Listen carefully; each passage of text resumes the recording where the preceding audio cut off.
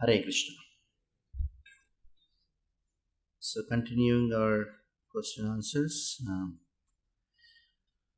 What is the difference between contemplation and speculation? Oh, nice question. Contemplation is the means of realization.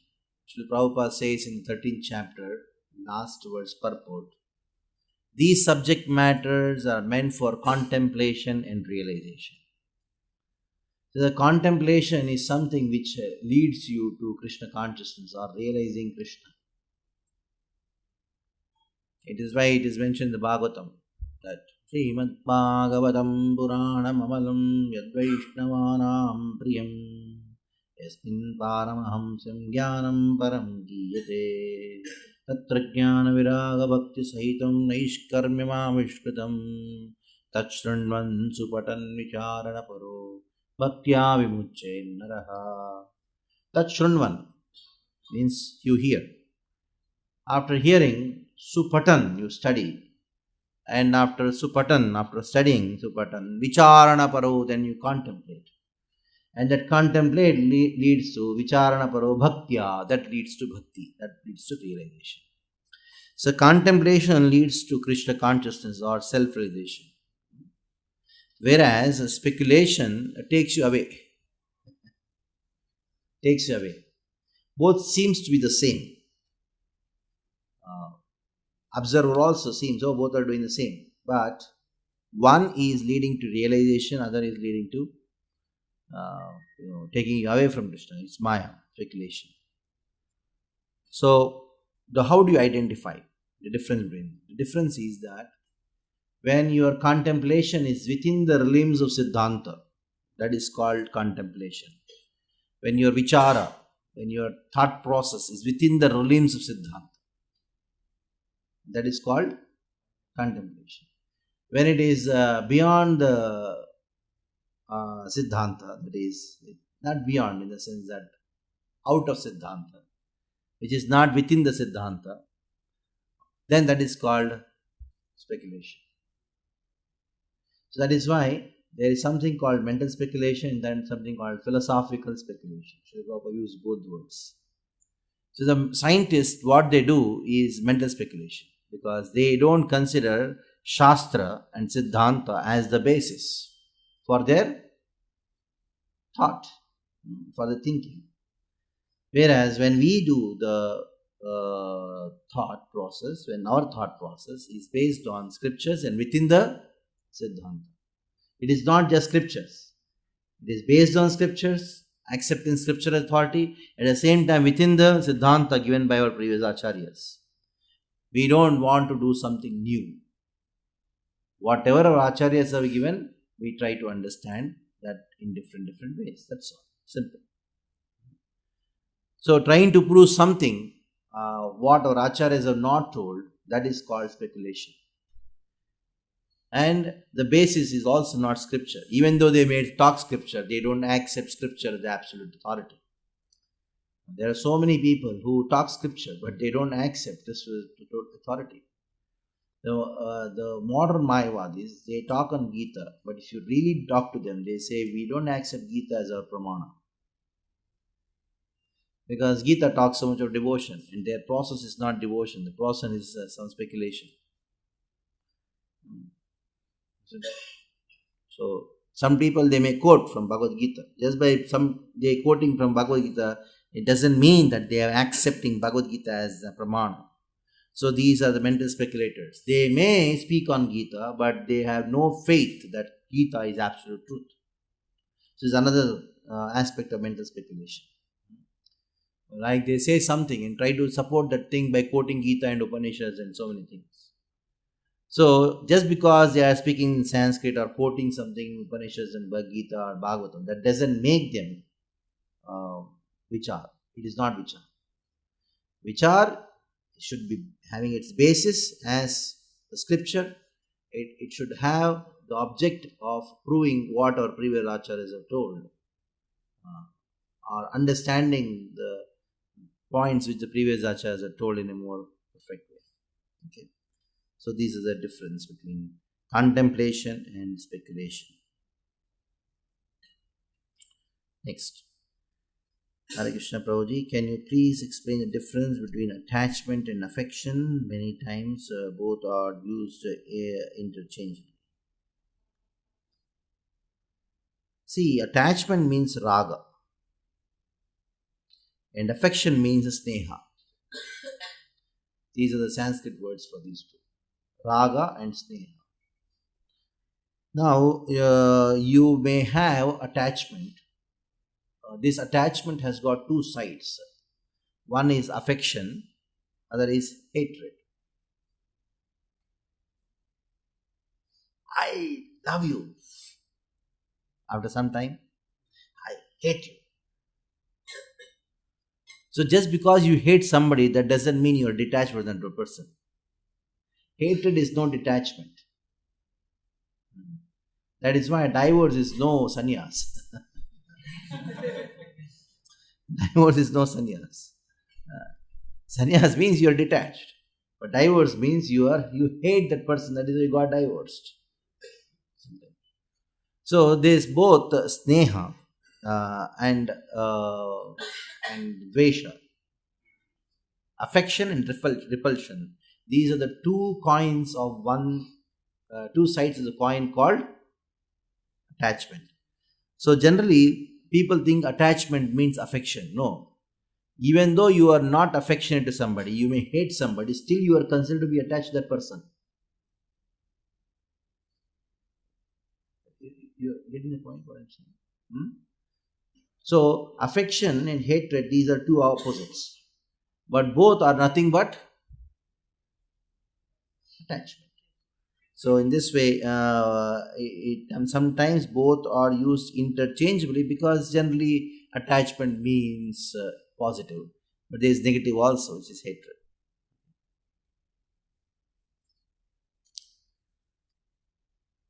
How to increase our concentration, understanding ability at the time of reading and hearing, reading and hearing.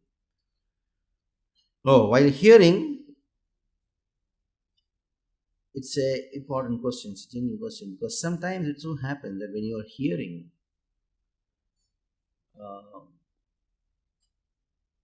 not every class is quite interesting.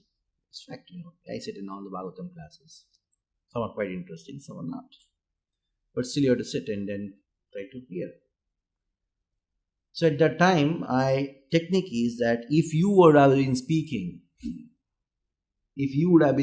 what you would have spoken on that subject. It's a good contemplation to do even while hearing. So then you will hear more attentively, because if I had been there in Kamal Lochan's position here, what you would have done? So maybe you're a senior, maybe not very experienced, maybe giving class to you. And understandable, it is very boring. Maybe very boring. But how it becomes interesting, become very attentive, you just put yourself in his place. If I had been given that opportunity to give class, then what would you do? Huh? Yeah, you would think yourself, in that position. What would have spoken on that subject? So this makes your hearing very strong. Even though the other person is not very experienced speaker. And reading, of course, reading can be interesting when you are actually memorizing the verses. And otherwise, goes on. So as I told, I have given 2 lectures to Chakravarti, we can take it from here. 2 classes on how to read Prabhupada books, other one is how to give a class, how to give Bhagavatam class or any class. So you can refer to those 2 lectures, and many points in that is covering regarding this subject. Raji, you said association with Guru will remove Hridaya Daurbalyam. Association by email or WhatsApp will also work? Association will work. Association will work. Now, how strongly you use your association through email or WhatsApp, I don't know. Isn't it? Of course, these are also ways of communication, the modern ways of communication. But best is to sit and hear. Sit personally. There is no substitute for it. Definitely, to bring up a small point here, when Srila Prabhupada's recorded lectures or his email or letter would have the same impact of you being personally being present in front of him, because he is self-realized soul. But if you listen to my recordings, some doubts may be cleared, but the effect on the consciousness will not be so much, negligible rather, because I am not a self-realized soul. Srila Prabhupada is self-realized soul, because he is beyond time and space. I am bringing a lot of Sankhya here. Srila Prabhupada being transcendental, is beyond time and space. His words will have an eternal effect because his words are not conditioned to time and space. Whereas my words will be like restricted to time and space. At that present time, what you are hearing, you will get that effect. Later on, you may get information, but not knowledge. But when you hear Srila Prabhupada, his sound is not of this world. So you'll not only get information, but you'll get knowledge. So what I am speaking may be perfect knowledge, but it is coming through conditioned consciousness. So until there is a conscious person, I am personally present, that effect will not be so much. So if you are having WhatsApp with Prabhupada and email with Prabhupada, very nice. Very nice, isn't it? But it is one of the means. I am not saying don't do that. You can. But it is not a substitute to personal association, isn't it? As much as you are sitting and hearing, you cannot substitute with hearing from the iPod and a tape recorder or something. You cannot do that. Just cannot. Many people thought it is substitute, but they became failure. There's one devotee who started attending Bhagavatam classes at least 2-3 days a week. 2-3 days a week. I asked him, he told me, I have all the lectures of Prabhupada, because now in a small piece you get everything, thousands and thousands of lectures. You go to ISKCON Desire Tree, there are millions of lectures there. You name a subject, everything is there. But he told, even though a junior devotee is speaking here, the effect of sitting in the class and hearing is different from the effect of putting a tape and hearing of any Maharaj. He told him, it's a fact. So then I explained to him the Sankhya behind it, the physics or the science behind it. The science is this: because you are conditioned to time and space. What works in the particular time and space is not going to work in other time and space. Whereas Srila Prabhupada's it's beyond. So you're in touch with your guru with your WhatsApp and email, but there's nothing, no substitute to.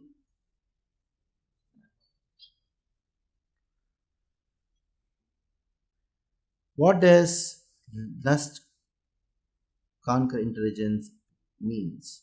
How do we know it has happened to us? You know it has happened to you when whatever you see, you think of how to enjoy it. No other thought comes other than how to enjoy. So if a devotee sees a thing or an object, immediately he thinks of how to use in Krishna's service. And as soon as a person is affected by the lust in the level of intelligence, immediately how does he perceive things in this world? How to enjoy. Anything you see, anybody you see, you think how to enjoy. How to gratify my senses. How to use him in my service. How to exploit him. How to exploit her. How to exploit this thing. But as soon as your Krishna conscious person sees it, he thinks how to engage that person in Krishna service, and how to use it in Krishna service. He is not bothered about himself. He doesn't keep himself in the center. What about me? He doesn't talk about it. He keeps Krishna in the center. That's how it is. Yes.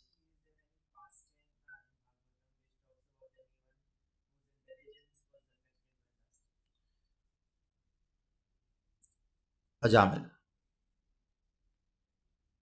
Jayate Vishan Bumsa, Sangastesh Vijayate, Sanga Sanjayate Kamaha, Kamat Krodo Vijayate, Krodat Bhot Sammoha, Sammoha Sputit Bhanschat, and that is just immediate to Vinashati.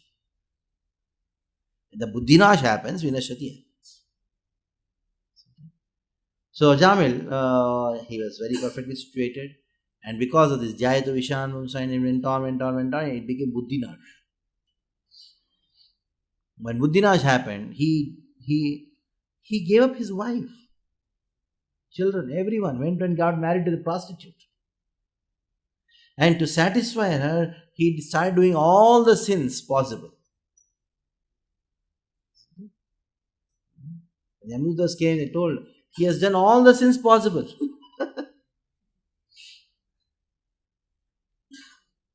So he did not spare, just because of what?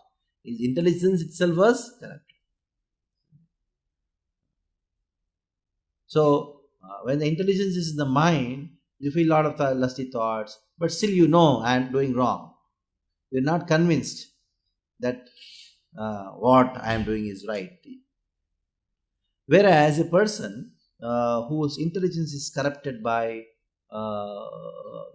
lust, he doesn't feel bad about sense enjoyment. He feels this is absolutely right, this is my birthright. This is what is my life meant for. When you talk of devotion, that is all later, not now. So that person's intelligence is corrupted. Yeah. He did not want. That Narada also chupke came to his house, you know that? Then only told his mother, his wife, keep his son Narayana there. I told, oh, please go. If he comes, he'll shout at you.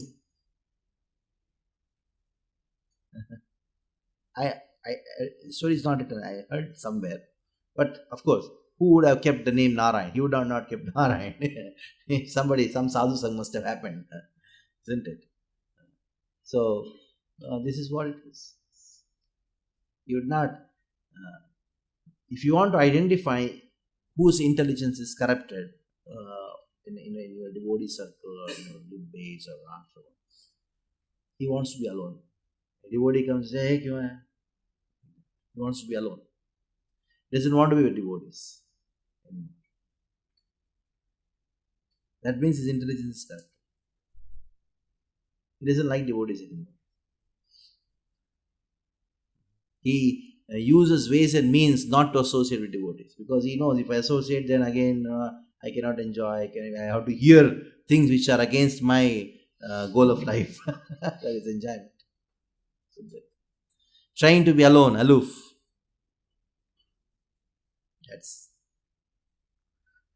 What is the difference between doubt on a subject and a doubt of an authority?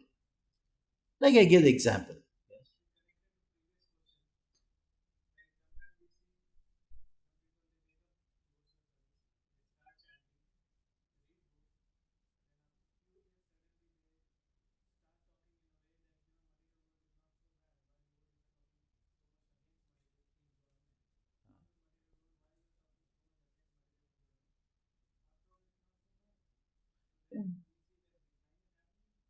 Yeah, because his faith in the scriptures is not there. He doesn't want to read that section of the scriptures.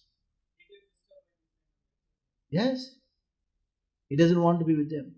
Now gradually he finds his way. And he tries to find, a nice place in the midst of the world. Then he finds a nice girl, and then afterwards it's not so nice.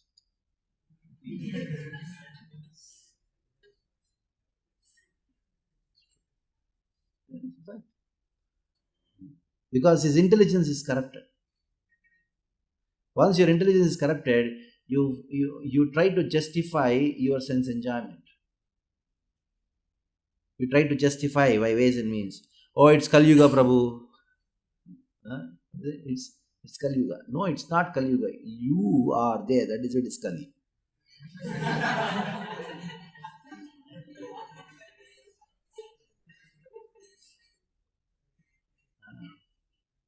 Oh, not everybody can be pure devotee.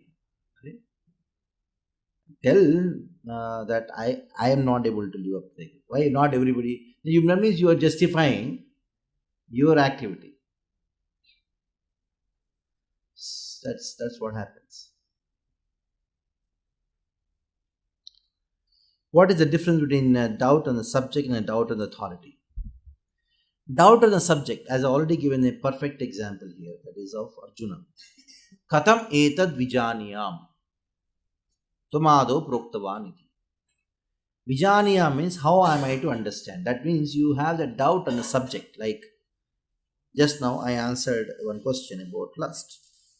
Then Chakravarti Prabhu had some doubt. And the doubt was on what? The subject. He wanted more clarification on the subject for himself and others also. That's fine. That's fine. No problem. Doubt on authority means, where is it told? How can you tell like that? This is called doubt on authority. Whereas, I'm speaking scripture. What did Prabhupada say that or what? Okay, even if the Prabhupada must have said, but it's not practical now these days. If you say Veda says this. No, Veda is all, we don't accept Veda, we accept the Bhagavatam. Where is in Bhagavatam? If you say Bhagavatam says so, does Prabhupada say so? They are so convinced that Prabhupada doesn't speak Bhagavatam. What he speaks is Bhagavatam only, na? When you say a verse of the Bhagavatam, say, oh, does Prabhupada say so? They consider Prabhupada's books to be different from Bhagavatam. He wrote something else other than Bhagavatam. Then when you say, yes, Prabhupada told this thing, you should have to keep men and women separate. Man is like butter and woman is like fire. Oh, that's there, it's Kali Yuga, it's impractical now. Then what is practical? Then why are you putting Tilak Kantimala and where they say impractical? What your founder Acharya has told is impractical. You are there to make it practical. You're there to make it practical. N number of times Srila Prabhupada has told, keep men and women separate. N number of times. Sometimes the purport that is not a subject, but still he brings that subject. Says it is a Vedic culture to keep men and women separate. And mixing is, unrestricted mixing is not encouraged. And it should be very bare minimum. Bare minimum. That's all. No, even Mataji's and Prabhuji's both used to stay during Prabhupada time in the ashram. He had only one ashram. What he can do about it? So there may be so many arguments, but the arguments are meant to support. But scriptures are there to support, are not there to support your arguments or your views. Where our views should be and our argument should be to support what scriptures say, what the acharyas say. So that is what it is, doubt. You can have doubt on the subject, no problem. If you have doubt, more clarifications, more expansion. The subject matter expands and expands, becomes more and more clear. We can go more and more deep. We can relate that subject to other subject. It will be nice to discuss that. But doubt on authority itself, authority are three: Guru, Sadhu and Shastra. It is Guru लोगों का काम ही यही है बोलना. हमको क्या मालूम, हमको क्या हमारे समस्या क्या है, हमको पढ़ना पड़ता है, हॉस्टल में रहना पड़ता है. What Guruji knows? Guruji is in the ashram, he takes prasad. How much struggle we have, what does he know? Is that doubt on the authority? These scriptures are all there, they are all perfect, absolute, but for not now, for 5,000 years back, that time. At least for them it is. But now we have to write another scripture. Management, now new books have come. Stephen Covey, what is it? Other name? So many Kavis have come. New Kavis are coming. So, why it refer to old people, Chanakya and all? Why Panchatantra and all? It's all old. So, this is what? Doubt on the authority. Sadhus. Oh, they have all written something in the Sanskrit, many years old. Krishna Thakur wrote. But who has got the brains to read all these things? Anyway, you don't have to say that. No, you say who has. So you try to justify your stand by generalizing things, so many things. In Nyaya Shastra, we can talk about this thing. Nyaya means the Vedic logic. There are so many ways you can show that how some people's statements are fallacies. It's all fallacy. It seems to be very nice. Like Prabhupada says, men and women should be separate. Then you bring a point. But what about the Western countries and Western culture, especially in city, we are all brought up like that. How can we stay separate? This argument seems to be very logical, but it is illogical. What is happening now, that cannot substitute the truth. It is no substitute to truth. The truth is truth. Truth is truth. Now, Krishna says in the Bhagavad Gita, Striyo Vaishastata Sutraha, Papa Yoneha. They are Papa Yoni. They are Papa Yoni. Yes, true. There is no, present day, I find, all the girls are getting first top ranks in the schools. You see, when you go on the road, these results are declared. You see any school, the first 10 ranks belong to girls. Hardly you find a boy's photo. They find who is the boy here. All top 10 ranks go to the boys. So how can you say they are less intelligent? Because within the realm of less intelligence, they are intelligent.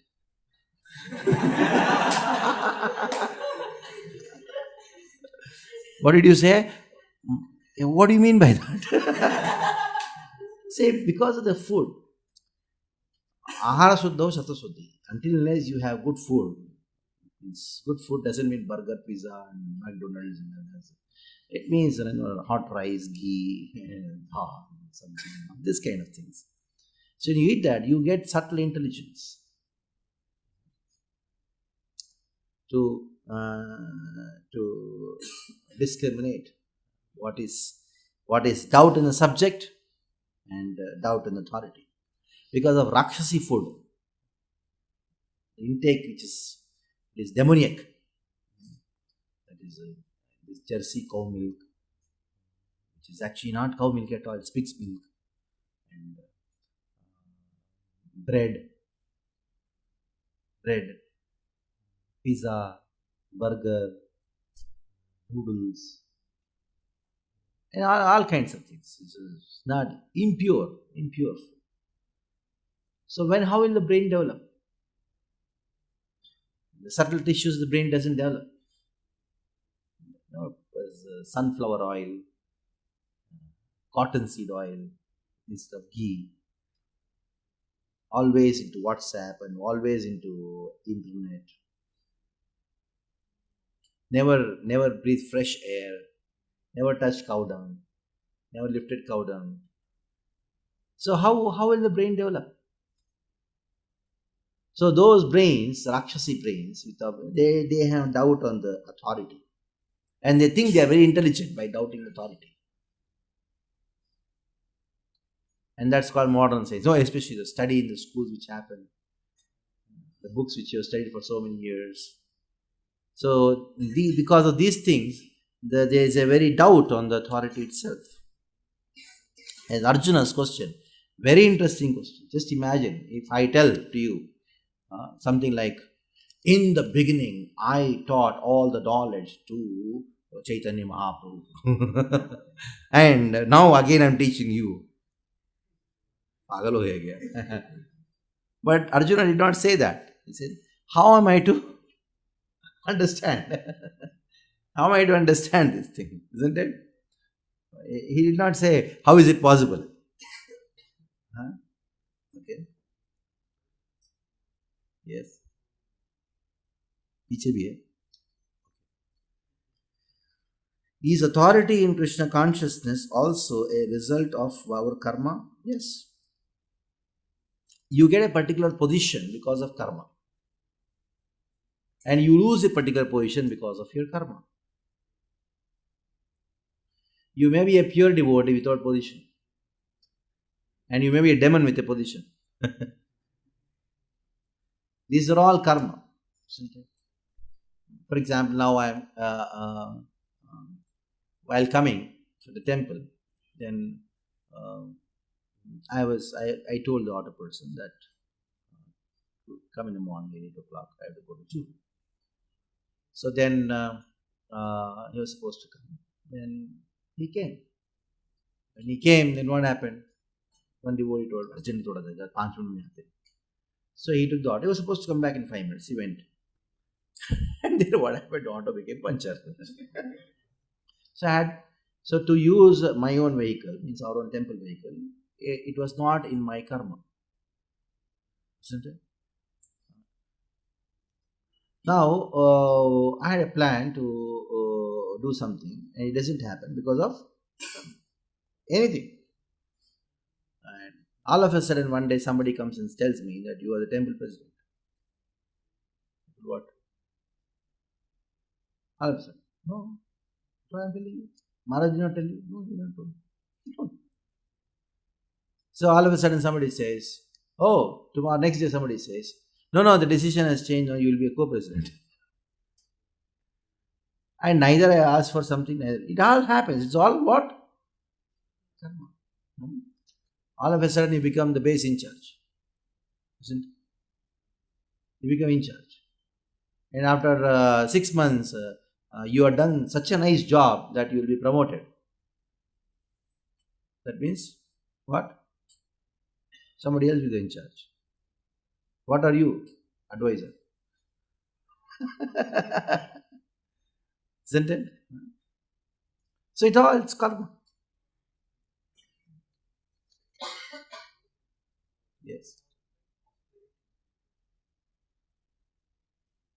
That's austerity. I thought authority because the question was an authority. Austerity in Krishna consciousness is also a result of our karma. Austerity. What is the meaning of austerity? Tell me. Austerity means to accept some physical and mental difficulties for the progress in Krishna consciousness. Now, already so many difficulties are there. What is the question of accepting or not accepting? Already so many difficulties are there. Here people used to go to forest and do so many kind of tapasyas. But for now, in the age of Kali, Srila Prabhupada has explained that austerity for us is to preach Krishna consciousness. Accept the difficulties which come according to your karma as it is, and then consider these are Krishna's mercy. That itself is the biggest austerity. You do Nirjala Ekadashi. I am doing austerity. Lot of austerity. Not even drinking drop of water also. Are you also doing Nirjala? Are you? Whole day you talk about everybody doing Nirjala. Are you doing Nirjala? I am also doing it. It's austerity or what? No, it's not austerity. Sit and chant and then preach. That is austerity. Already we are having so many troubles in our life. Just accept it as Krishna's mercy. That itself is a big austerity. In earlier days, so much of opulence was there and so much of comfort was there, everything is so wonderful. They were voluntarily accepting difficulties. They had to voluntarily accept difficulties. Like Hiranyakashipu went, I'm just giving an extreme example of a demon. Stood on one leg and raised his hand, looking up, and not eating anything. He became poor and all this. Did you do all these things? Because already we are having so much difficulty. Just consider these things are nothing but Krishna's mercy. So let me just serve him. As I told, for example, you have to go to some preaching program or some place you have to go. And you got a confirmed ticket, everything fine. By the time you reach, somehow you got caught up in a traffic jam and you missed the train. That's your karma. And austerity is that next train you have to go in a general compartment. That's austerity, isn't it? So it's in your karma to get the difficulty. But when you consider it is Krishna's mercy, that difficulty which is given by you through your karma becomes austerity automatically. You're getting? Now you say something good is there in your karma, good karma comes, you accept that for Krishna, that is also austerity. So when bad karma comes, difficulties come, considering to be Krishna's mercy and accepting it, and that is also austerity. When good karma comes, the result of good karma comes, and accepting that for Krishna's service, that is a higher austerity. Because there is a temptation to enjoy. Instead of enjoying, you give it to Krishna. That is austerity. So it is more difficult to be austere during the good times. During good times, it's more difficult to be austere. Because that is the test of your, that is a subtle test, sukshma. It is the austerity of the mind. And the other thing is austerity of the body. It's a gross level. You have to walk all the way to go to temple because your rickshaw broke down or you're not in any transport. Okay, hard sun, you have to walk to the temple. That's physical austerity. But you got a Mercedes car. Some congregation devotee or somebody was, hey Prabhuji, please sit down in the car. I'll drop it at the temple. Okay, you sit in the car and put it on. And there's bigger austerity because you should not get attached to the car and the facility and think that, oh, maybe if I have also such car, it will be nice for me to come to temple. Think like that. It's a bigger austerity. So be very careful about it. Just because we have good karma, that doesn't mean you accept it and enjoy it. You accept it for Krishna. You may enjoy it thinking it is Krishna's mercy. Okay. Next. What is meant by sentimental and philosophical faith? How can we understand we are following sentimentally or not? See, faith is faith. Whether it is based on philosophy or based on sentiment, it doesn't matter. Faith is faith. The question is how to increase your faith. Everybody has some faith, some shraddha, common shraddha is there. But the faith increases when you are philosophically inclined. And that philosophy leads to such an increment of faith where at a level comes where it is no more philosophy, it is only sentiment. So initially some sentiment is okay. But the booster, the faith becomes more and more strong only when we study. Otherwise, it will be a sentiment only and on the material platform, which is very, very soft. It will go away. But at the same time, though we are philosophically well situated, studying and all, but we should know the ultimate result of the faith is what? Sentiment. It is rasa. Shanta, dasya, sakhya, vatsalya, madhurya. Isn't it? It is all rasa. There, at that level, it is Krishna, the Supreme Personality of God. Hey, he's my son, he's my lover. I want to dance with him. I want to play with Krishna. That is all sentimental. There is no question of any philosophy there. What philosophy? you speak to a gopa, why are you climbing on the body of the Supreme Person? Hey, what you say? He's my friend. So our philosophy is no philosophy. It is actually sentiment only.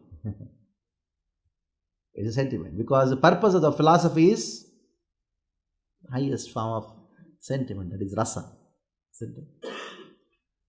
So there are some people who say, why philosophy? We just ultimately the sentiment, so we have that. So they get confused between the sentiment, which is a result of sadhana and prema and your philosophy, with the sentiment which they presently have. And those people are called as sahajiyas. They think that this material body, prakrita sahajiyas, this prakrita means material body, itself becomes spiritual. And that is why they wear the girl's dress and they think I am gopi, I am saki and that kind of thing.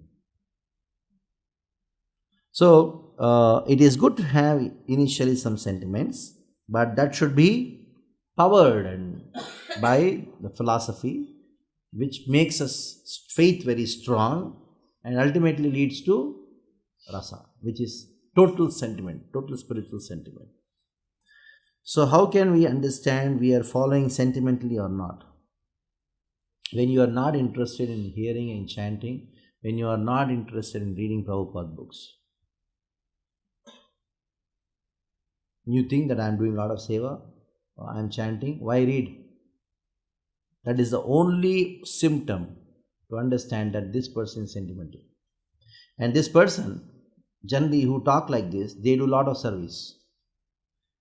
They even chant, they jump in kirtan, they do all these things. But it is like a balloon. You blow the balloon and leave it. What happens? And after some time you see, where is it? In the car and lying like a small piece, like rubber piece. So their lifespan is between 6 months to 1 year. And that is, generally, they are the people who have brought you to Krishna consciousness. They are the people who must have told you, hey, our program. You came and after some time, he is lost and you are there. Many times it happens. He is gone. You meet him, why didn't you come? Like that he says. But you are chanting because you read and he did not read. And these are the people who organize lectures but never sit in the class.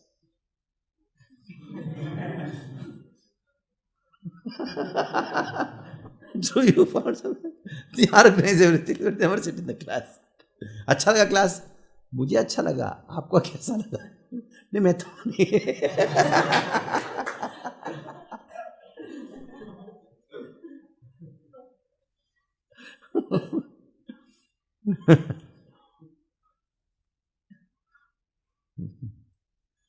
Especially, this is a very important point to know. In Kirtan, we all chant and dance. We dance because that show we are happy. Is there any other reason or benefit of dancing? Oh, we dance because to show that we are happy. We don't dance to show that we are happy. We dance to make Krishna happy. Chanting and dancing is one of the forms of devotional service, the most important form of devotional service, which Chaitanya Mahaprabhu taught us. So we chant because Krishna is happy to see us dancing. So when Krishna becomes happy seeing us dance and then chant and dance, we become happy. So when we become happy, it is not that we dance because we are happy. No. We dance to make Krishna happy. And by making Krishna happy, we become happy. It's a byproduct. So I becoming happy is immaterial. It's a byproduct. I am happy, well and good. Not happy, well and good. No problem. But I'll do sing and dance. Like chanting. Sometimes you're very happy and you're chanting very nice. Sometimes very miserable. Whether I am happy or not, it is immaterial. Whether I am not happy is also immaterial. What is important is that whether Krishna is happy or not. To make Krishna happy, I'll chant, I'll dance, I'll clean the floor, I'll do anything. Just keep this one formula. Srila Rupa Goswami says, Bhajaniya Paramapurusha Sukham Hi Susukuttam. To make Krishna happy and to see Krishna happy and consider Krishna's happiness is my happiness. That is the formula. To consider Krishna's happiness to be my Sukham Hi Paramapurusha Sukham Hi Swa Sukha. It's my happiness. Even though something makes me very happy, it doesn't make me happy because if it doesn't make Krishna happy. If something makes Krishna happy, then I'm happy. Even though that is giving me trouble. Sometimes dancing may give you trouble. Sometimes something may give you trouble. But still, if it is making Krishna happy, you're happy about it. Okay. Next. If one got Krishna consciousness in his life, but after some critical situation, Krishna consciousness is left away, in that situation, what to do? Bring it back, left away. Like for example, you have a laptop and you are sitting here and then you are working on a laptop. You go and you just forgot the laptop is here. And you go and then you go to the station. Remember, oh, I got my laptop left here. What do you do? You come back and take it, isn't it? Come back and take. You left your Krishna consciousness, come back and take. No problem. Krishna consciousness is eternal. Material world is not. So it will be waiting for you. Krishna is always waiting for you. You may leave Krishna and go away. Krishna doesn't leave you, it is you who have left Krishna. So you come back and take it up. Who says? Any minute soon? No. Come back and take it up. So now I'll analyze the situation. But after some critical situation, what situation which makes you leave Krishna consciousness? There's only one situation which makes you leave Krishna consciousness, that is your foolishness. Isn't it? There's no situation which makes you leave Krishna consciousness. Any reason which a person gives for leaving Krishna consciousness is nothing but a description of his foolishness. He may be giving so many reasons. All the reasons are nothing but he is describing his foolishness. And they seem to be very logical and very wonderful for him and for the world also. But ultimately it is the description of his own ignorance and foolishness. There is no reason to be not Krishna conscious. And not to leaving it after taking it up is only nothing but your foolishness. The description of one's ignorance, one's foolishness. You say, oh, I was in ISKCON for 1 year, but I left, why? Because the devotees, they don't care for me. Because it is too much, they force me to do something. Because they always, the authority, they say authority, listen to authority, we don't have any freedom. There's so many reasons, there are n number of reasons. But all reasons are nothing but the description of his ignorance. And every reason you bring, anybody gives, I have got a reply for it. Because he is actually speaking like a fool. It is not truth, and he is thinking that is truth. Okay.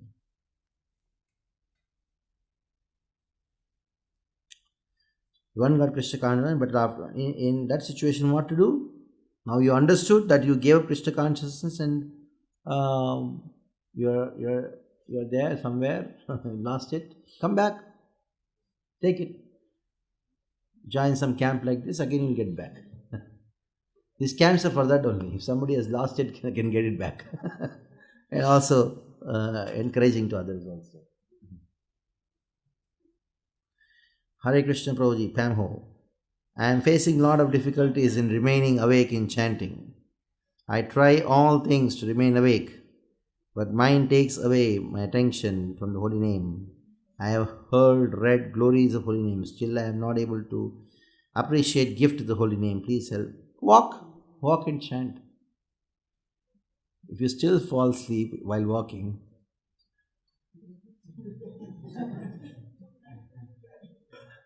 I don't know.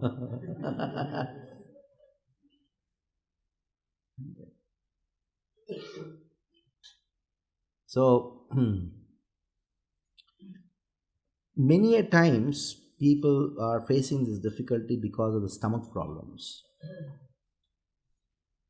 When your stomach is upset, if you're not clear, then it's difficult to get your mind back to the chanting. When mind goes somewhere else, then it goes off. So, consult a doctor and see how your body is. Because you genuinely want to chant, that is why you ask this question. Genuinely want to be awake. So, it takes time.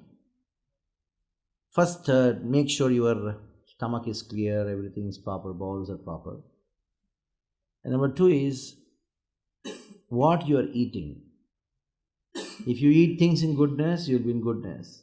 If you eat things in passion, it will be in passion. If you are eating things in mode of ignorance, then ignorance affects you. Annamayam is some manaha. That is why be careful about what you are eating. Eat sattvic things, it may be prasad, but be careful about it.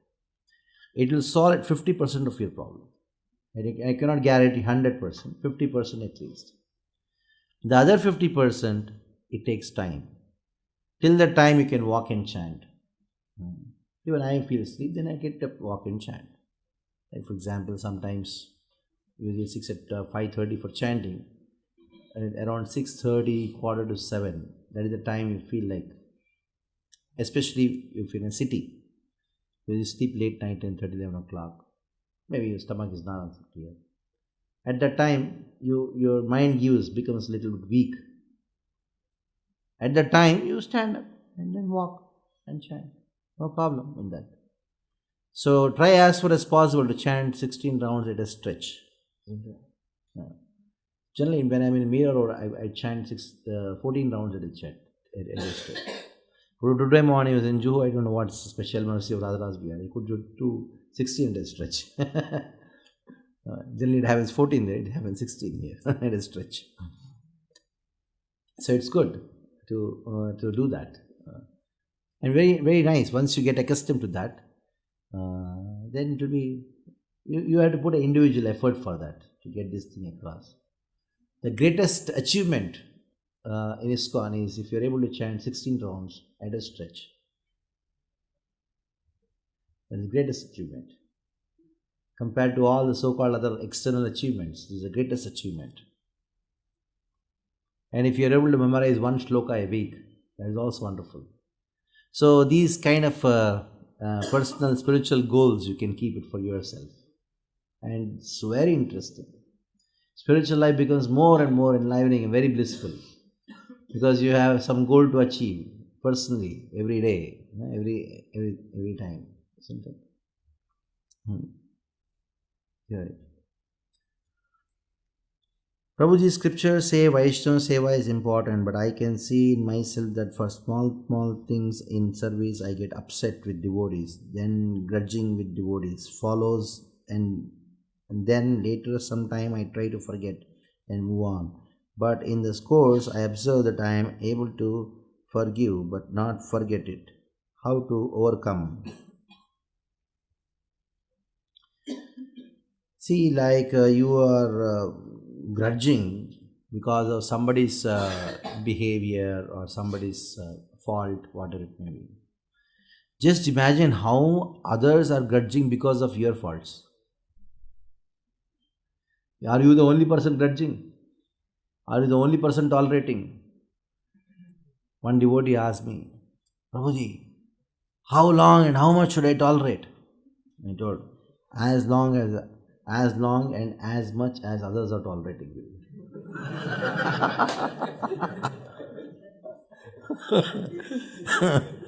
We think it's so special that I am the only person who is tolerating.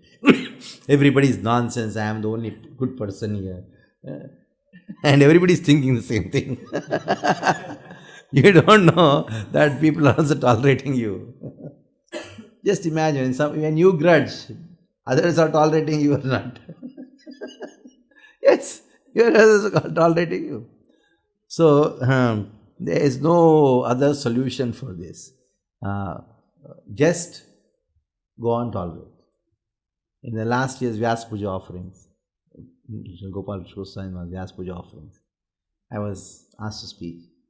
Recently somebody reminded me about what I told. I actually forgot what I told. I told once, it was situation was so bad. At least you have some counselor, somebody's talking about counselor. Somebody's talking about in charge, and you have facility to sit and chant, read. So it was not organized. 20 years back it was like anything can happen anyway. Anybody can say anything. That was the situation.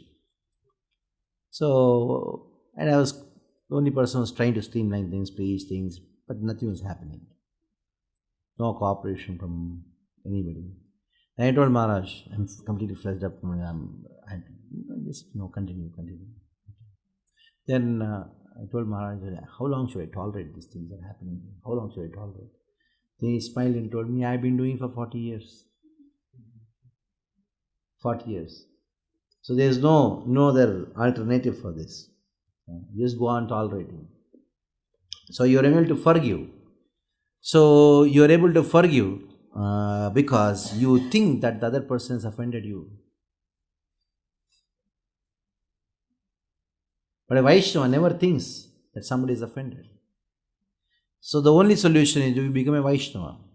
You become a servant. A servant never feels offended. A dasa never feels offended. Actually, the dasa is there to take all the offenses. So there is no question of any forgiving. And there is no question of any forgetting because the offense was never done to you. Like one devotee, two devotees were quarreling. Quarreling means they were attacking somebody, something like that. Then I went and asked, what's happening? One devotee told, Prabhuji, he's offending me a lot. Then I told, why? What? I don't understand. Prabhuji, ये वैष्णव अपराध कर रहा है. तो क्या किया? मेरे साथ ऐसा किया. Something he told. Then I told, तो वैष्णव अपराध कहाँ हुआ? हाँ होना वैष्णव अपराध प्रभुजी. तो वैष्णव के प्रति वैष्णव अपराध होता है. I was shocked. I was shocked.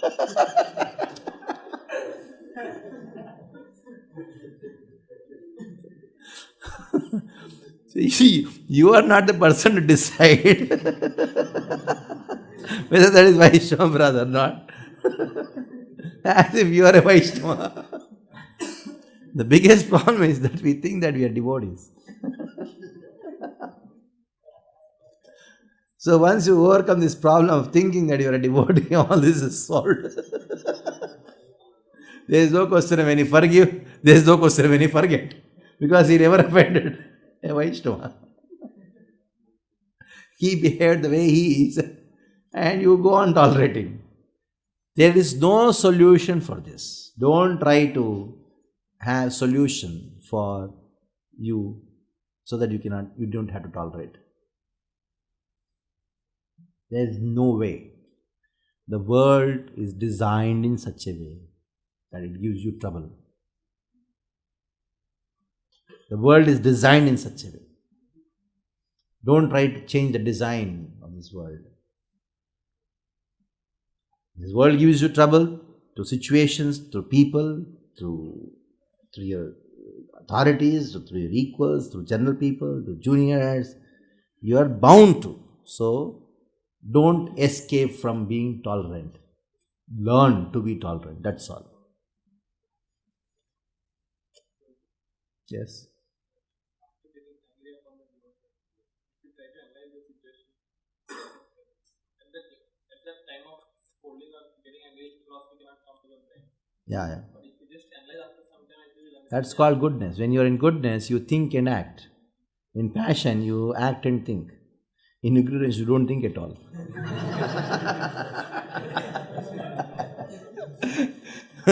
That means it's passion. That means you get angry and you scolded something, then you went to guilt. Arey, I should have done that, I'm maafi manganga. So it's mode of passion. So you're conquered by mode of passion.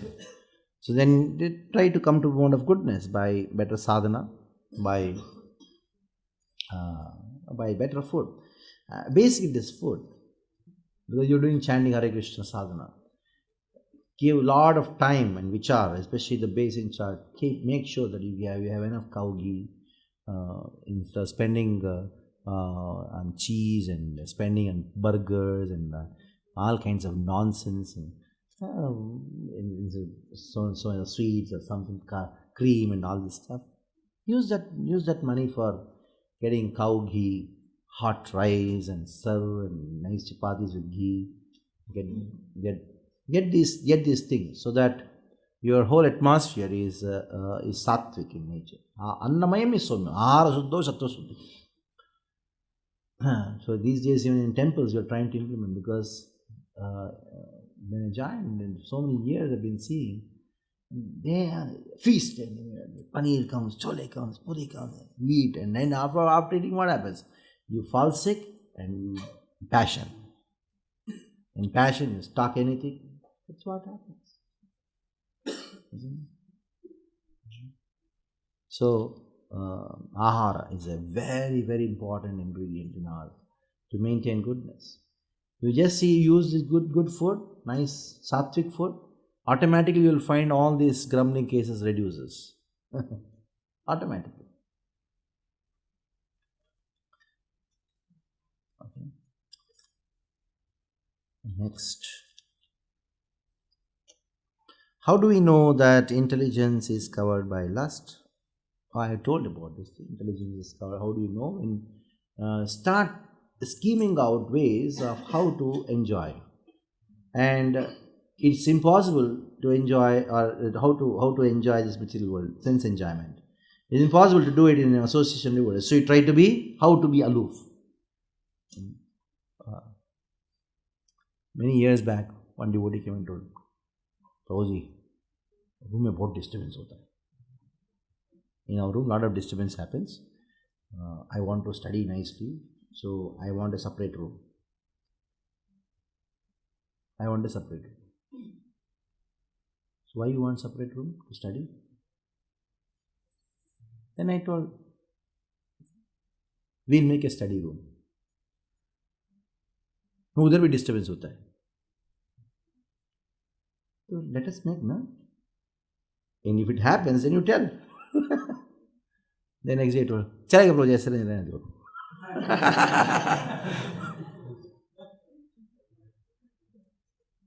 Then I called him, talked to him different things. Then later on I came to know that he was reading something which you are not supposed to read. And for that he wanted private. So he is using his intelligence to create a situation where he can do all the sin. Isn't it? So that is how intelligence is corrupted. And the immediate thing is they just want to be aloof from the devotees. Hare Krishna Prabhuji, I heard that there are lakhs of Shivas existing. Lakhs of Shivas existing. Is it correct? Yeah, as many Brahmandas, so many Lord Shivas. Like as many Brahmandas, so many Brahmas. In the Dwaraka, this Leela happened. And Brahma came to meet Krishna. Krishna's inside, the watchman told Krishna that Brahma has come. And Krishna asked the watchman, find out which Brahma has come. The watchman, and Krishna is asking which Brahma has come. Brahma, what do you say? Which Brahma has come? Tell him Chaturmukh Brahma has come. As there are many Brahmas. Then Lord Brahma came inside. Krishna knew. As soon as Brahma came inside, he was in one corner of the room. He found Krishna. Millions and millions of Brahmas are coming. Millions and millions of Lord Shivas are coming and paying obeisances to Lord Krishna. And none of them are able to see each other. None of them are able to see this Brahma. And Brahma was able to see everyone. This Brahma. He saw one Brahma had 100. Hey, only 4, he has got 100. He saw Lord Shiva. And the helmets were banging onto the floor, making sounds. Like this description is there in the Bhagavad. I heard that Shiva chants name of Ram, but not Krishna. Why so? Ram is also Krishna. Krishna is also Ram. Rama doesn't mean Ayodhyapati Ram only. It can refer to Parashurama, Jamadagni Parashurama. It can refer to Balarama. It can refer to Radhika Ramana Ram also. So Lord Shiva, when he is chanting Rama, for Lord Ram devotees, that means Ayodhyapati Ram, he is chanting Ayodhyapati Ram's name. For Krishna devotees, he is chanting what? Radhika Ramana. No. So it is the way you take it. And Lord Shiva knows all the 4. You know only one. What I can do about it? In page 4.6, Bhagavad Gita, 4th chapter, 6th verse, Krishna says, my transcendental body never deteriorates. But Krishna was passed through childhood to boyhood to youth.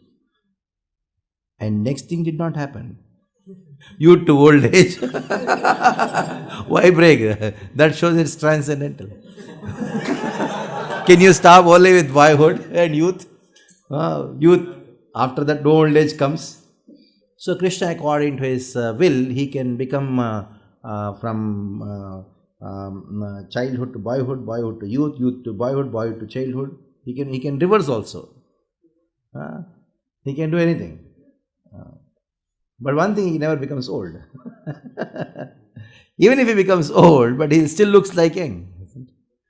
So that is the transcendence. That is why your question itself talks about its transcendence, because you stopped at this place, boyhood to youth, and youth to Kaumaram, Yavvanam. Jara is not there. That itself is a proof of Krishna's transcendence. According to the rasa, he changes. Gita Govindam starts with this thing.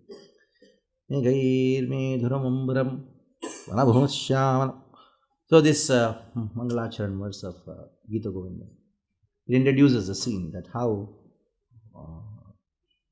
Nanda Maharaj, Yashoda, all the cowherd boys and the gopas and the gopis, they are all very busy in doing something in the forest. All of a sudden, there's a big thunderstorm. And then Nanda Maharaj says, "Oh Radhe, Graham Prapaya." They say, Nanda Maharaj calls, "Hey Radhe, come. This boy Krishna is now very much afraid because there is a thunderstorm. Please take him, Graham Prapaya, take him home." The small baby Krishna. And there Krishna is in the basket. And Radharani and all the gopis, they come and they lift Krishna and put him in the basket and they walk. And they go on in the middle of the forest. All of a sudden there is another big thunderstorm. All of them very afraid, and they just keep the basket there and they would like this. And they find the lightning splashes stuck next to a tree. And there's Krishna there. There's Krishna in the Kishore Avastha, in the Shama Sundar, Yavan Avastha, 16 years. Shama Sundar Krishna. Just now he's in the basket. Then the Ras starts and all. So boyhood is not there. Childhood to youth came in the Gita Govinda. That shows his transcendental nature. But as soon as Yashoda comes, he becomes a baby again. Because he cannot drink milk, breast milk, being like Sham Sundar and going. He cannot do that. So this shows transcendental nature of Krishna. Hare Krishna Prabhuji, Nandot Pranam, Bhagavad Gita. Hey, you are good students of Bhagavad Gita. You are quoting, nice. Third chapter, 35th verse, I am unable to understand it. One should perform his prescribed duty even though he faulty. Shreyan Sudharmo Pradharmad Bhayavaha Sudharme Nijanam Shreyaha. So, this verse talks about how you are supposed to do your duty.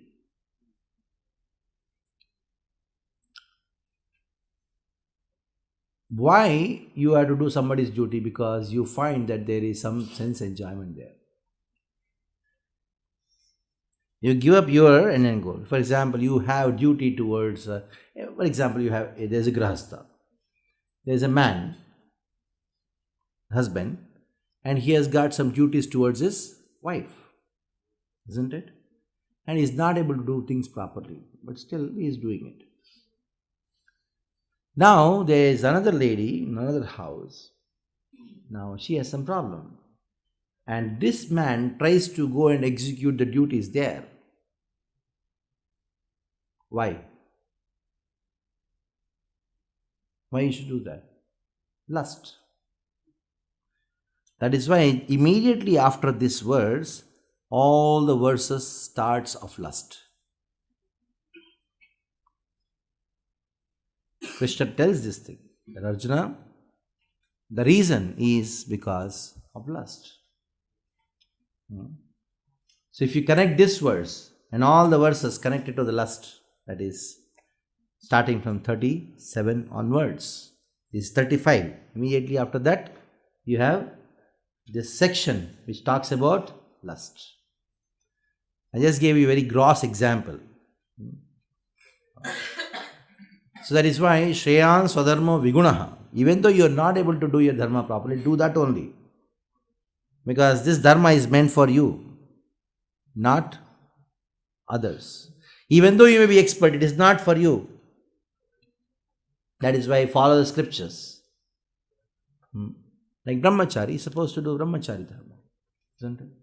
Like these days, there are some brahmachari thinking, I want to become grahastha. And grahastha thinking, अरे शादी क्यों किया, नहीं करना था. So when he is brahmachari, he is thinking that I can be better off with being a grahastha. A grahastha is thinking I can be better off being a. So neither are doing their duties. So just be as it is wherever you are and be happy. Till now I am unable to understand how women are unintelligent. Why you to understand about them? Brahma has not given any intelligence to anybody. Even he also doesn't have to understand them. Even Brahma himself, the creator, doesn't have the intelligence to understand them. So even if you want to, you cannot. Even if you want to, you cannot. And my question is, why at all you want to? Don't understand.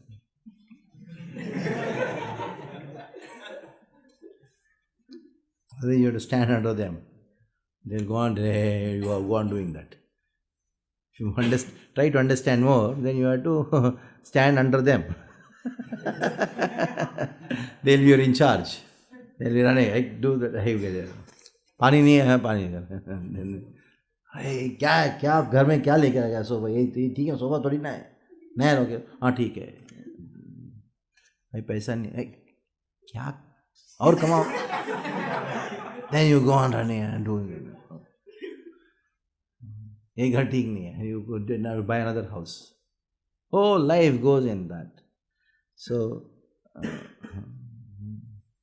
and this shows that they are unintelligent because they have so much of controlling power or controlling tendency that they want to control somehow or the other. Even while serving, they would like to control. इतना सेवा किया आपका ये भी कुछ भी इतना नहीं कर सकते Gone.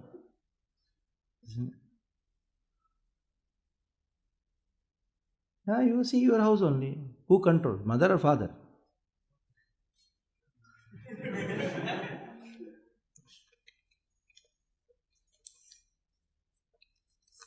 The size of the soul is 1,000th part of 1/10,000th part, not just 1,10,000 part of the tip of the hair.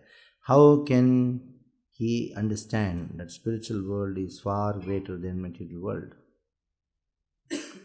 Size of the soul is not this. It is only described. It is more subtler than this.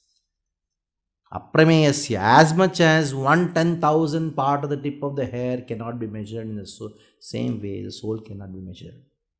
The measurement is only given to explain its immeasurability.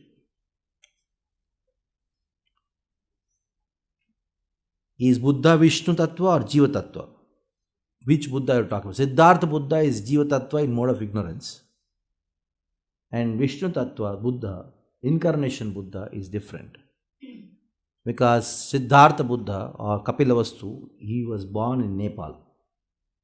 And our Buddha incarnation, Nindasi Yajna Videeraha Jatam, this Buddha was not born in Kapilavastu.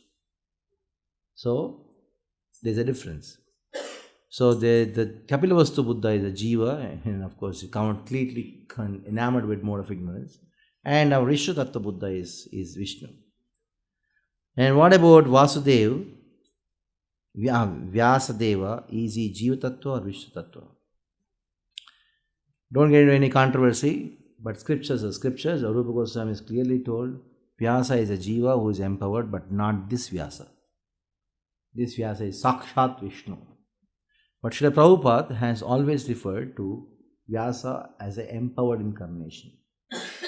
Yeah, just because somebody is empowered, that doesn't mean only Jivas are empowered. Even empowered incarnations are of two categories, primary and secondary. The primary is Ananta. Ananta Sesha is Supreme Lord himself, not Jiva, but empowered, categorized as empowered incarnation. So there's a big controversy regarding this in ISKCON circles, but I have resolved it in few lines. Those who would like to understand could understand this thing. Vyasa, this Vyasa is Sakshat Narayana. Sakshat Narayana. Pure visions to Vyasa. Vyasaya Vishnu Rupaya Vyasave Namo Vai Brahmanidaye Vasishtaya Namo Namaha. This is the pranam mantra of Vyasa. What is described there in that? The pranam mantra says Vyasaya Vishnu Rupaya. Vyasa is what? Vishnu Rupaya. Vyasaya Vishnu Rupaya. Vishnu Rupaya Vyasave. And the same Vishnu has come again as Vyasa. Namo Vai. I pay my visions to Brahman Nidahe, the personification of Brahman. That is spirituality, the Supreme Lord. Namo Vai Brahman Nidahe. Brahman, if it refers to Vedas, is the personification of the Vedas. Vasishtaya Namo Namaha. So it's he is the Narayana, Sakshat Narayana. Yes. He made it more famous. Before that only, a lot of Buddhistic books were there, which were written by the misunderstanding of Buddha's teachings, or Krishna Buddha's teachings. Krishna Buddha never told, Krishna was incarnate Buddha, God Buddha. He never told God is not there. He just kept quiet. So his silence was misunderstood to be God not there. Atheism. So then they wrote many books on atheism, and Siddhartha Buddha, he just picked some fragments of the Buddhistic text, and then he propagated. He is a Kshatriya. And he took shelter of this atheism, and he was not a big scholar, Kapilavastu Buddha. And he saw that old age and all this story goes. So he just made it famous, that's all. Some part of it. Okay. in Krishna Dharma Prabhu Mahabharat, Krishna Dharma Prabhu's Mahabharat, I read that Arjuna was defeated by his own son at Manipur, prince, and then his other wife, Ulupi, Nagakanya, told that this was because he had committed sin of killing Bhishma Pitamaha in the wrong way. But Krishna gives assurance that he will be free, he will free his devotees from sin who are surrendered to, who is surrendered. So how do we understand that? Oh, good, you're reading Mahabharata. It's not easy to understand Mahabharata. It's very complicated. And also, this Mahabharata and Bhagavata, they have some connection. At the same time, we should know the Mahabharata, what is available now, is actually not that of this Kalpa exactly. So there are some stories of this Kalpa and previous Kalpa also. And here the Arjuna being defeated by Babruvahana. We're talking about Babruvahana. He's just a person. It's a beautiful story. And the whole story has to be understood from the Bhagavata point of view. In the Bhagavata point of view, when stories are understood, it is only devotion to Krishna which is highlighted. But if you don't read the Mahabharata from the Bhagavad point of view, then we'll get into all these kind of confusions. All these kind of confusions. So, here, Krishna is willing to deliver devotees from all sins. But here Arjuna is playing the role of a warrior, a Kshatriya. And Krishna is also playing the role of a friend. And Krishna put Arjuna into illusion and he gave Mahabharata. So the relation between Krishna and Arjuna is always that of Sakha, friendship. But at the same time, they are playing these roles. And in these roles, they are given different instructions given to different levels of audience. And those who are into dharma, especially, for them certain instructions are given in Mahabharata. So, these stories, not like this, like that, there are many stories. Like Lord Ramchandra wanted to deliver himself from sin. That is why he worshipped Lord Shiva after coming from war. Some people say that. Some people say, no, Lord Ramchandra, he worshipped Lord Shiva before going to war. Whether he worshipped Lord Shiva before going to war or after going to war, but he worshipped, isn't it? But just by worshipping Lord Shiva, does Lord Ramchandra's transcendence come down? No, he is always transcendental. So there is a transcendental reason behind all these things. In the same way, this also should be understood like that. It is only external story, but not the real essence. Hare Krishna Prabhuji. How to take your association more? Why you want to do that? You are not fed up with me.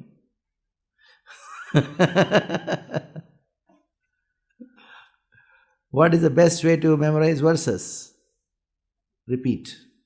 In that 2 lectures which you can copy and then hear, you have this thing. Repeat. Go on repeating.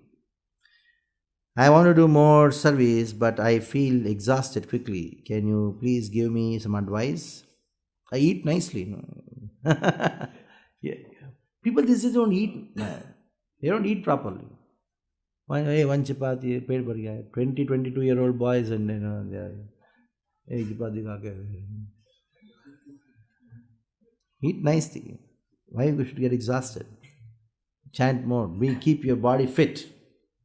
If your body is not fit, it's very difficult to do sadhana. If you're not sadhana is not proper, your service cannot happen proper. So keep your body very fit. Don't neglect your body. You should be healthy and strong. Because a lot of abuse done to this body eating nonsense, doing nonsense. So you feel like that. But recover. It is the right time. You're still in the college, or you're just passed out, or whatever it may be. Concentrate on having good health. You have to consult a doctor, every doctor consult, eat nicely. When you have good strength, your sadhana will be very perfect, isn't it? Don't try to artificially give some false sick and show your devotee. And you like the back pain. So sometimes you think that mercy monging is humility.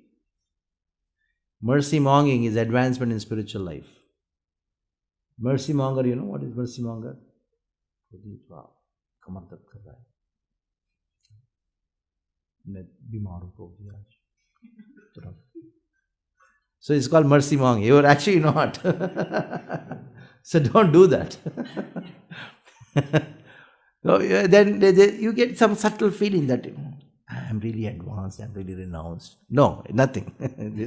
There's no advancement, there's no renunciation in this. Being a mercy monger. Be active, be strong, then automatically, even though you do as much service, you'll become more enthusiastic. Prabhuji, yesterday you mentioned about chanting with being happy. SP says the mood during chant should be cry. I answered this thing before. Krishna is the source of Vishnu. The source of Vishnu. Krishna expands as Ram, Narasimha, etc. And also they are stored in Garbhodakshi Vishnu. They are stored. Stored in Garbhodakshi. And they manifest accordingly. This is another line of expansion when Krishna, Brahma. There are 2 chapters in teachings of Lord Chaitanya. That is, his avatars and his forms are one and the same. You read these 2 chapters, then you'll have a perfect understanding of this. You don't have to go anywhere else. Just 2 chapters in teachings of Lord Chaitanya. The avatars, his forms are one and the same. These 2 are enough.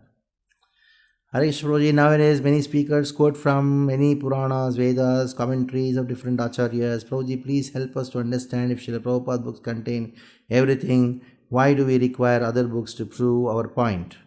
Is it a threat to Srila Prabhupada's position about which we read in disciple course? About disciple course. That is the only course which I have never done and I would not do also. I would never teach also. There is a purpose of the disciple course. The purpose of the disciple course is to increase your affiliation to Prabhupada. It is a more a managerial thing, organizational thing. So you have Bhagavatam, you have a mobile C Bhagavatam, and in that you can see that. First canto, first chapter, first verse. First canto, first chapter, first verse, purport. Last but one paragraph.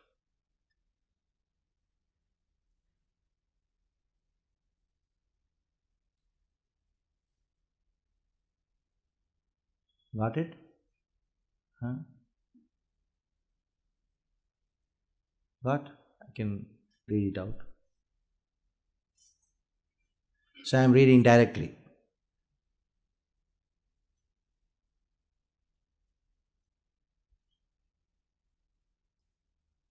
Okay, I am reading. In the purport we find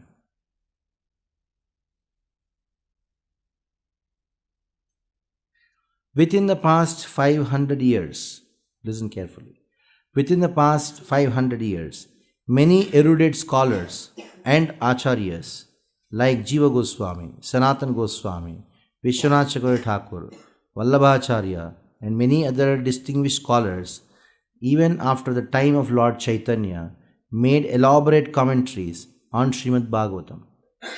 And, remember, the serious student would do well to attempt to go through them to better relish transcendental message. So, if you are reading Prabhupada books, and in the Prabhupada books, in the very first chapter, first verse, and Prabhupada says, for doing well, for better relishing, you should go and read what? These commentaries. Then you say, read only Prabhupada books. That means you are not read. Because when you're reading, Prabhupada is saying, refer to these commentaries. If you say, don't read these commentaries, only read Prabhupada book, that means he has not read it.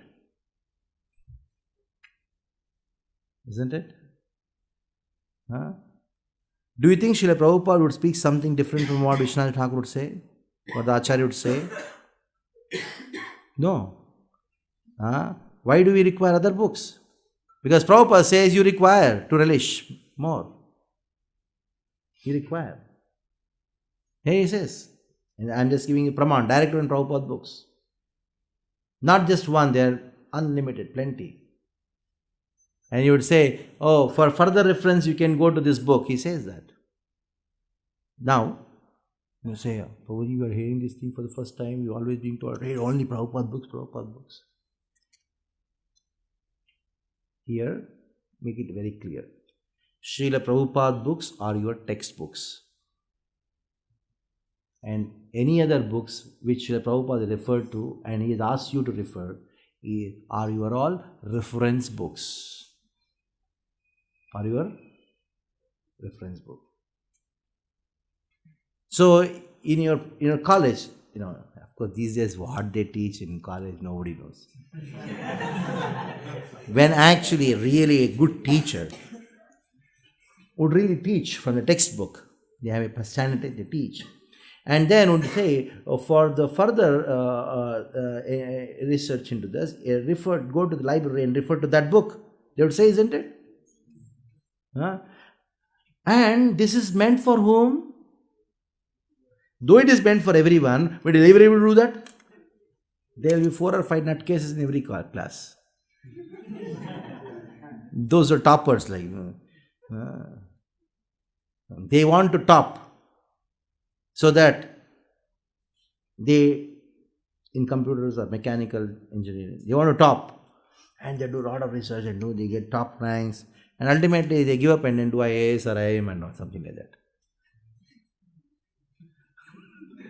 That's what happens. So there are always 4 or 5 people in every class who are doing that. So they would go immediately, they go to the library, see the book and do to better live the mechanical engineering. It is there in the material world also, here also. So in general, read only Prabhupada books. But that is not the standard instruction. You always have the textbook, which are Srila Prabhupada books. And they are always reference books, and they are huge.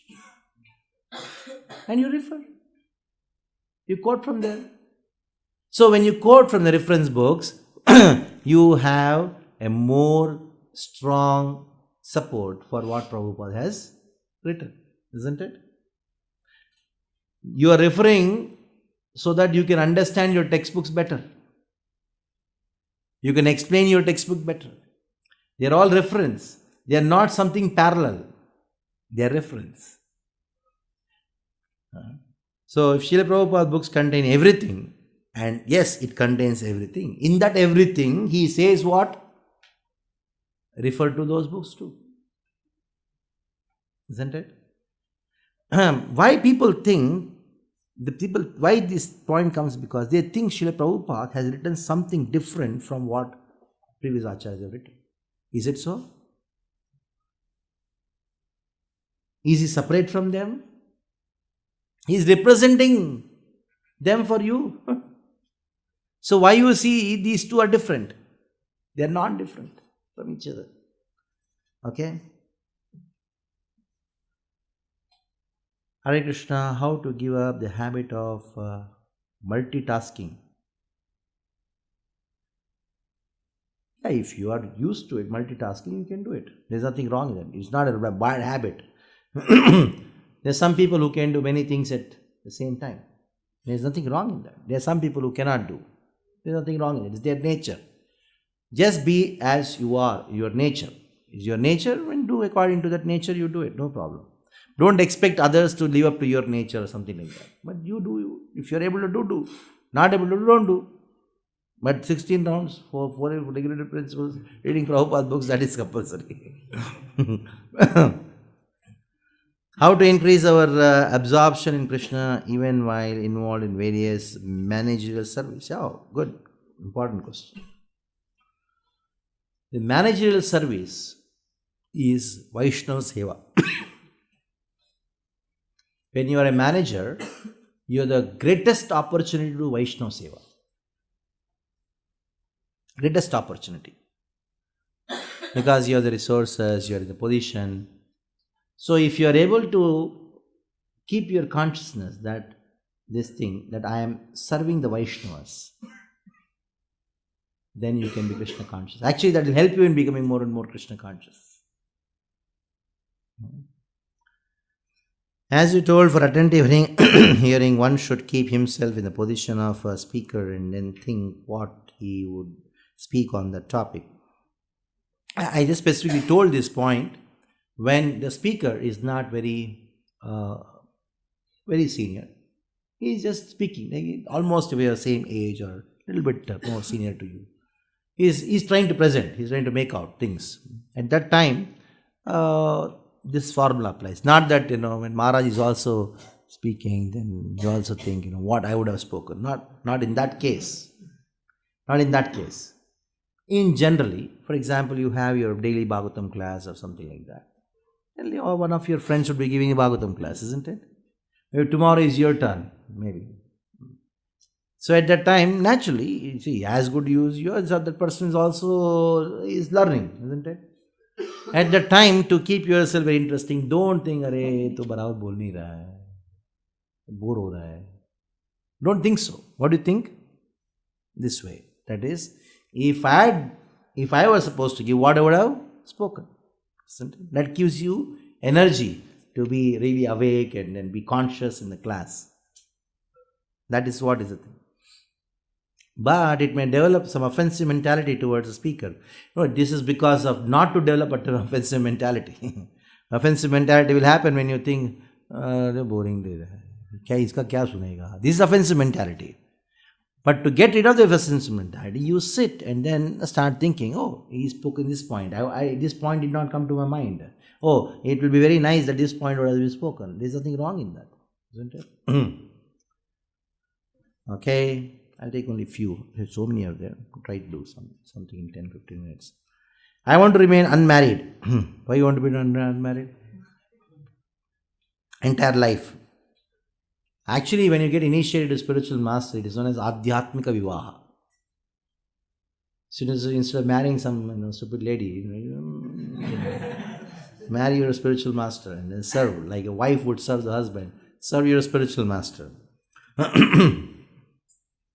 But I always have a fear that I may be influenced by Maya.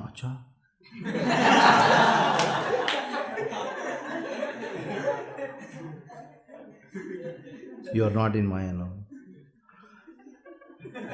I may get desire to marry.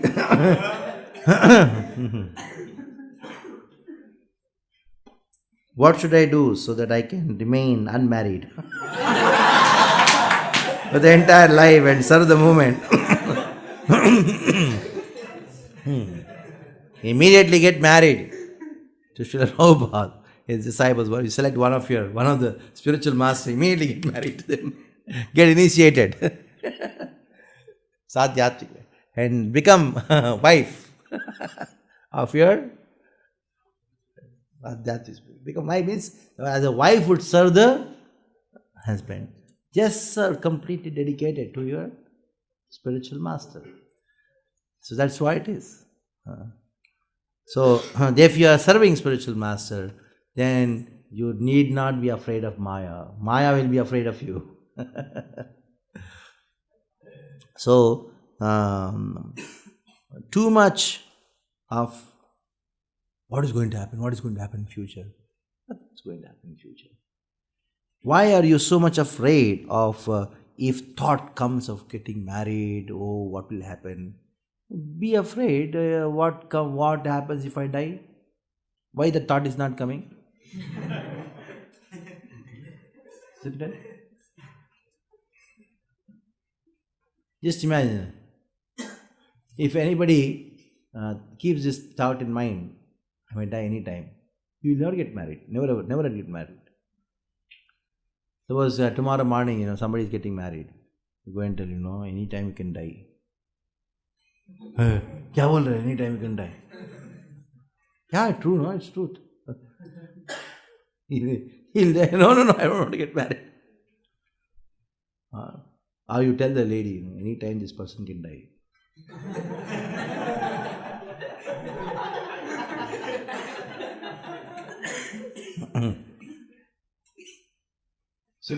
Instead of thinking in future, I may get a thought of getting married. You have a thought, in future I may die anytime. So I'm only getting married. Okay. So just get initiated and serve your spiritual master's mission. That's all. Prabhuji, when one comes in Krishna consciousness, he comes because of Krishna. On the other hand, when one starts practicing, then he is also considered as Krishna's choice or karma. You came to Krishna consciousness not because of Krishna. It is because of your choice. And you left Krishna consciousness because of your choice. Your choice. And Krishna only facilitated your choice. Krishna only facilitated your choice. You had the choice to come to him. Oh, come. You had the choice to leave him. Not a kid. Okay. So it is not that because of Krishna you came. You came because of you. If because of Krishna people come, then everybody should come because Krishna wants everybody to come. Do you think Krishna only wanted you to come, not other? Because of Krishna I came. Other person did not come because of Krishna. Krishna did not want him. Krishna wanted me. So I came. That is why many a times, whenever you have a thought or any point, you see, is there any base for it? Is there any words to support it? Isn't it? You make a statement. When one comes in Krishna consciousness, he comes because of Krishna. Where is it mentioned? Isn't it? Yeah. Of course. Everything happens. Even a blade of grass doesn't move because of Krishna. That means Krishna is personally coming and moving the blade of grass.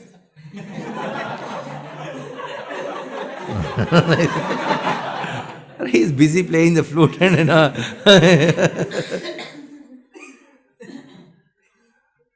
What is the meaning of a Brahmana wearing sacred thread? What does it signify? You are a Brahmin. Somebody who is sacred, it is known as Yajñopavita. So when you are given Upanayana, of course here in ISKCON we give the Brahman Diksha. So the spiritual master infuses the mantra into the thread and then gives you the thread. The thread is actually tantra. There is mantra, tantra and yantra. So this one is a tantra. Thread is a tantra actually, where the potency of the mantra is given to you. And it is signifying the potency of the mantra. But that mantra, the thread potency is as long as you are chanting that mantra. If you don't chant that mantra, Gayatri, then the thread is only 50 paisa. It doesn't have any value. So just by wearing the thread, nobody becomes a Brahmin. Nobody becomes a Brahmin. Oh, thread only. Because the thread is a yantra. And the yantra shakti is as long as you are doing mantra, yantra shakti is there. So you require to do the upasana regularly. That is the significance of this. It means he is actually competent to perform all the Vedic literature, Vedic yagyas and all. What is the importance of missionary spirit in Krishna consciousness? Because your spiritual master is a missionary, and you don't actually become a separate missionary. You just be part of his missionary. That's all. Because you only in this mood, you accept the mood of Prabhupada. Srila Prabhupada's mood was being a missionary. So you be a part of his missionary work, and that is how you serve the spiritual master. It is the most important thing. That is to serve the spiritual master according to his mood and mission. Prabhuji, who spread Buddhism, Siddhartha Buddha or Vishnu Tattva Buddha? One is, actually, it is Siddhartha Buddha who propagated. And Vishnu Tattva Buddha, he never spoke any Buddhism. He only told Ahimsa Paramo Dharma. That's all. He did not speak much. He was always silent. Is Ekalavya killed by Krishna, and how and in which way? Ekalavya killed by Krishna? No, I don't know. He only took the thumb, isn't it? I know only that story. After that, what happened to Ekalavya, I don't know. Maybe you have to do some research about Ekalavya. And Ekalavya is the biggest Guru Drohi. Biggest Guru Drohi. In Ramcharitmanas, is Ramcharitmanas bona fide book? Can be referred by the followers of Srila Prabhupada. When you are giving a lecture or when you are teaching some management, are you quoting from Stephen Covey? Sometimes they do, isn't it? When you go and take a seminar on time management or something like that, one-time programs, don't you quote these people who are meat eaters? Don't you quote? They do it, isn't it? They definitely do it. So when you are giving a Bhagavatam class, if some points from the Ramacharita supports Bhagavata, is there any wrong in quoting that? As I told, this is not your textbook. Ramacharita is not a textbook. It is what? A reference book. When you are reading Ramayana from Valmiki Ramayana is actually your textbook for Ramayana. Ramacharita is a reference book. It cannot be considered as a textbook. There are certain parts which are very nicely, not in a sense nicely, in a way people can appreciate, is presented in Ramacharita. So you take those things and then you follow the text of Valmiki Ramayana.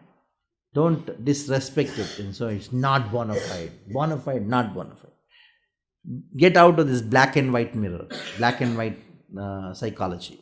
Either black or white. There's so many colors in between, isn't it? Is it bona fide or not? Tell me. What should I say? It is a reference book. Whichever thing which increases people's faith in Krishna, that is bona fide. But that requires expertise. But we never refer that to be a textbook because there is a tinge of Mayavad according to Srila Prabhupada. Prabhuji, it is relatively easy to accept Krishna as God, but it is very difficult to accept Chaitanya as God. How can we intelligently accept him as God? Yeah, true. It is Chaitanya's mission that he wants to be always covered. So he has covered himself from you. That is why some people are not able to accept Chaitanya as God. So if he is covered and he will reveal to you. When will he reveal to you? When you get the mercy of Chaitanya, when you get the mercy of Krishna. How will you get the mercy of Krishna? When you open the books where his mercy is hidden. Krishna Kripa Koile Kohe Veda Puran. So open the Vedas, open the Puranas and study them. There you will come to know where it is described about Channakalo. Prahlad Maharaj says Channakalo. In the 4th Yuga, Kali Yuga, the Lord comes as in the covered incarnation. Yajne Sankirtana Prayajanti Sumedashaha. So, intelligent people, they worship the form of Krishna who comes in the age of Kali and spread Sankirtan movement. It is there. There are a lot of scriptural references for these things. So when you study the scriptures, then revelation is there. If you don't study the scripture, then there is no revelation. Isn't it? Hare Krishna Prabhuji. Someone is emotionally strong or weak. Is this dependent on previous karma or something else? Yes, karma, previous karma, birth. Because of his karma, a particular person gets a particular psychology. Yes. What is the difference between karma, akarma and vikarma? Karma means your duties according to varna and ashrama. That is called karma. Vikarma means something which is not prescribed in the Vedas. That is called vikarma. And akarma means some things what you do. When you do things for Krishna, you don't get the reactions for it. That is called akarma. Of course, akarma is also meaning not to do work, but in specific cases only. In Bhagavad Gita, one should understand, Bhagavad Gita says, one should understand action in action. Oh, in action. How am I to understand this? Oh, you're using these terms now. How am I to understand this? Good. How can it be possible? Good. All have become Arjunas now. But only iron is I am not Krishna. That is the thing. Good. So nice question to end our session. This question is something very. Prabhuji, please explain the creation of the universe. We'll keep it for some time else. It's a whole lot of huge seminar altogether. So we'll talk about it sometime else. We have to do Kapil Devati Samvad. In that, the whole thing comes in a huge chapter. Talks about it. So I'll keep it for the next time. This is interesting. So action in inaction and inaction in action. That is karmani yaha karma pashyet akarmani cha karma yaha sa buddhiman manusyeshu yuktaha sa krishna karma krit. This is the verse. It says that one should see akarma in karma. One should see karma in akarma. You see, devotees, there are two kinds. They are pravrittas and nivrittas. Pravrittas means the grihasthas. Grihasthas, and they are brahmacharis and sannyasis. So when a brahmachari sees a grihastha, how he should see? A grihastha is a devotee. He's got wife, children. They're all initiated devotees, chanting, sincerely getting up early in the morning. In spite of all their business to do, they come to temple, they donate, they do all things. Now they are doing so many karma.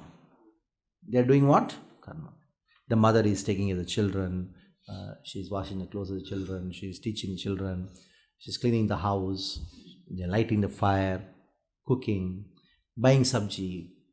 So many things they are doing. What are these are all doing what? These are all what? Karma. Since they are all devotees, when a brahmachari sees them, don't tell them, karmi log hai. Don't say that, because when that husband is going to buy sabji from the market, what is the sabji for? They are cooking an offering to Krishna. So see akarma in their karma, in their inaction, and respect them. Don't say, oh, you're sorry now. Yeah, karmi people. Don't do that. Respect them. Respect the congregation. Because in their karma, what is there? Akarma is there. So see that akarma in their karma. Now on the other hand, when a grahastha sees a brahmachari or a sannyasi, ऐसे फालतू के मंदिर में खाते रहते, कुछ काम धंधा नहीं, कोई काम तो करते नहीं लोग. Don't say that. Don't see their inaction. Don't see their akarma. See the karma within their akarma. They are studying, they are teaching, they are distributing books. They are worshipping the deity. When you go to the temple, you find the temple very clean, they are cleaning the temple. Even though they are not earning and they are not have a bank balance, they are not doing so-called responsibilities, in their akarma, in their non-performance of duty, see action. So that you will save yourself from committing offenses. So this verse is all about this.